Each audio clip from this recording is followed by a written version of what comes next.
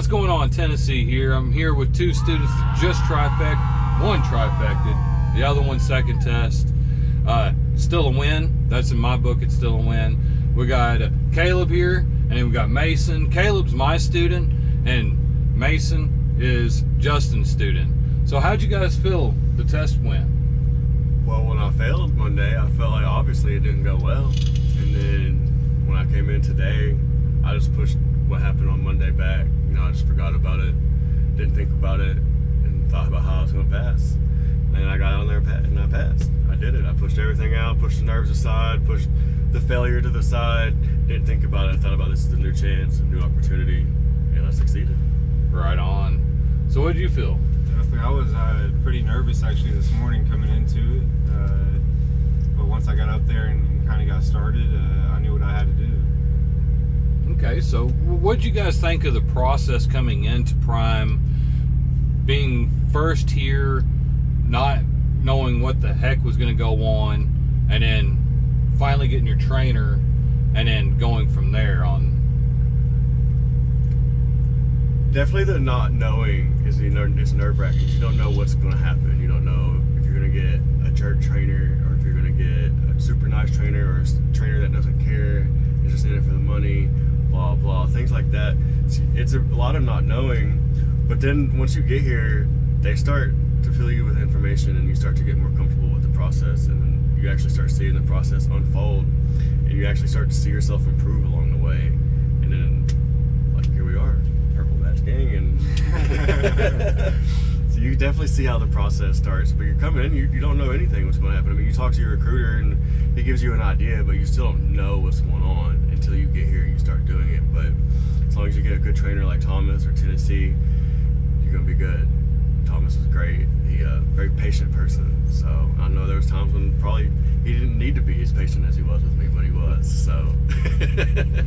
So what'd you think your experience? Yeah. So my biggest thing is, you know, you leave where you're from, and you know you go into a whole new place, and you know your family's back home, and you know you're coming here to a hotel to stay, and then all of a sudden you know you get into your classes and like a little rhythm of things. And then once you get your trainer and all that, you know, you kind of start to wind down. You know, you're constantly listening to what your trainer's saying, and eventually you kind of get into the groove of things. So I know you were kind of flipped out when you came from orientation straight over to the plaza the first time, and then boom, you had a trainer not even a couple of minutes after you ran. Yeah, it was weird. So I thought it was gonna be like a day of classes, and then if I might meet my trainer that day, and I'm in the class for like 10 minutes and I have a missed phone call, and it's a Missouri number. So I go outside and I run into them. They're like, "Hey, this is your trainer," blah blah. And so I was like, all right, cool, I'll meet my trainer. And I was like, all right, well, if I drive today, it'll just be down here on the pad, you know, like just getting a feel for the truck. But it was like, no, we're gonna go pick up some boats, and you're driving, buddy. Right away. Oh, yeah. Now, how was your experience when you finally got into after orientation, come over here, and when you met Justin? Definitely, it was a good experience. Like I said, or like Caleb said, you know, we got a phone call for a trainer. We met up the next morning, and my trainer was like, "Hey, do you want to go to Joplin?" And I was like, "Yeah, you know, I'll ride with you. It's not a problem." You know what I mean? And he's like, "Ride with me?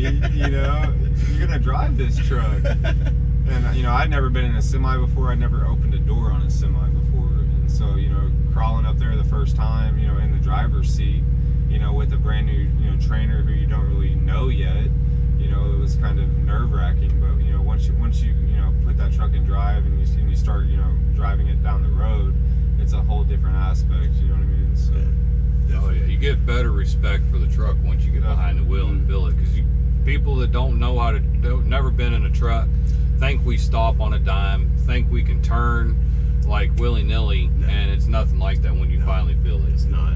So especially you got 76,000 pounds on the back, you know, steel coils, like it gets nerve-wracking. Quite 76,000. The first coil load we pulled together was more like 47,000. Oh, I thought the second one was. I thought the second one was. No. What was it? That was like 43. Well, I'm on total weight. Total weight, yeah. Now you're getting up to total weight. Yeah, you said pulling behind you. Okay, so yeah. Well, yeah, we're not allowed to pull that, but without a permit, not allowed. I made my first right turn, and I was like, wow, like this is a little different. Yeah. So you already got your TNT trainer. Your pops are going to be your TNT trainer. Yes, correct. Okay, so he comes into class here in a couple of weeks. Just next week. Oh, next week. Yeah, so I'll be here Monday. Next week he gets his certification to be a TNT driver again. Yeah. And then you're finally heading down the road. And you're waiting for yours. Yes. So, and then you're going reefer, and eventually we're going to get him coming flatbed. Yeah. We're going to get him come to the dark side. FBG. So, anything other encouragement words for the people out there in YouTube land that wants to become a truck driver? Yeah, I got something for y'all. You know, whenever you come here, you know what I mean. You're not really here to make friends. You know, you need to come in with a level head, a clear mind, and be willing to learn. You know, your trainer is going to walk you through everything. You know, because you know I didn't come in here knowing anything at all. You know what I mean? Now I'm here with my CDL today. So you know, anybody can do it. You just got to put your mind and your heart to it. Yeah. My thing is, don't be scared. You know, like just because if you get scared, that's when you're gonna mess up. The trainers here, they're not gonna put you in a situation that it's gonna be unsafe for you. So that's my biggest thing. Is like I was scared. I'm not gonna lie, especially when he was like, "You're driving, bro." But I know that Thomas is not gonna put me or any of the other trainers here are not gonna put you in a situation that they don't feel safe themselves in. They feel like you can do it. You can do it, and just know that if they tell you to do something, they know you can do it. So don't beat yourself up. Don't be scared. Don't come here nervous. Just come here with an open mind and then just soak it all in. Be a sponge. Be a sponge. Okay, so I know I just said that, and I want to add this. What do you guys think is the most important part to that CDL that you guys really like? This is harder than the other. What was it for you? Like getting the CDL? No, like the pre-trip, the backing, or the road? Definitely just the backing, obviously, because that's what I failed the first time was the backing, the alley dock. Now I'm not saying that, and don't worry about that, you know, but that is what got me, and so that's definitely something that I had to take more time on to learn and get down before I could get my CDL. Now, like my road test, you know, the first time I drove it was on the road, and would you say like if I had taken my road test that day, I would have passed. Mm-hmm. You know, just pay attention to the signs around you, pay attention to your surroundings, pay attention to the cars in front of you, you know, because you don't know what they're going to do, and they don't understand how these semis work. So you've got to predict what they're going to do to keep you safe. So we're saying when you came into, when I said, all right, today's your test day, you weren't worried about your pre-trip? No. You were kind of concerned about backing a little bit? Backing, yeah. Okay. Yeah. So how about you? I was more worried about my pre-trip. I spent a few days out here actually without a trainer. You know, I was thankful that Thomas right here was able to help me for a couple of days while my trainer was out with another trainee. But I spent a couple of 12-hour days here, walking around the truck, getting everything in my mind fresh, and then I came out this morning, walked through the truck again right before my test, and even during my test, I was still nervous, but I knew the information. But that was probably the hardest for me, was the actual pre-trip. It's a lot to remember. Every part is different. Every verbiage to that part is different. So you really got to get that down. So yeah, that just tells you two people here. One was worried about backing, the other one was worried about pre-trip. Always focus on all of it. You still can't advance until you pass one. Yeah. Just like Caleb here, he passed his pre-trip, but that alley dot got him. The alley dot got me. He did one wrong move, and I just couldn't get myself out of it. And that's the main thing too, is learn how to fix the mistakes. That's the biggest thing. Making a mistake's not a big deal. Can you get yourself out of the mistake? Mm-hmm. That's when it comes to paying attention. Just listen to what your trainers say. Your trainers will get you out of that. They'll teach you how to get yourself out of those situations. We're not here to make, you got to get it in there perfect. You got to get it in there the first time. No. I'd rather see you mess it up and be able to fix it.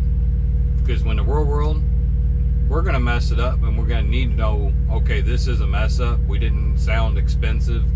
Let's make our pull up to fix it and get it in there.